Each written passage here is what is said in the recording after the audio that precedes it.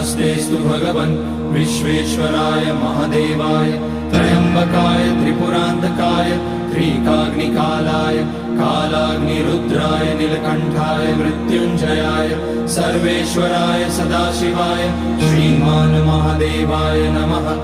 ॐ नमः शम्भवाय च मयोभवाय च नमः शङ्कराय च मयस्कराय च नमः शिवाय च शिवतराय च।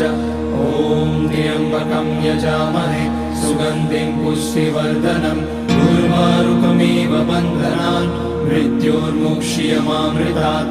नागेन्द्रहाराय त्रिलोचनाय भस्माकराय महेश्वराय नित्याय शुद्धाय दिगम्बराय तस्मै नकाराय नमः शिवाय।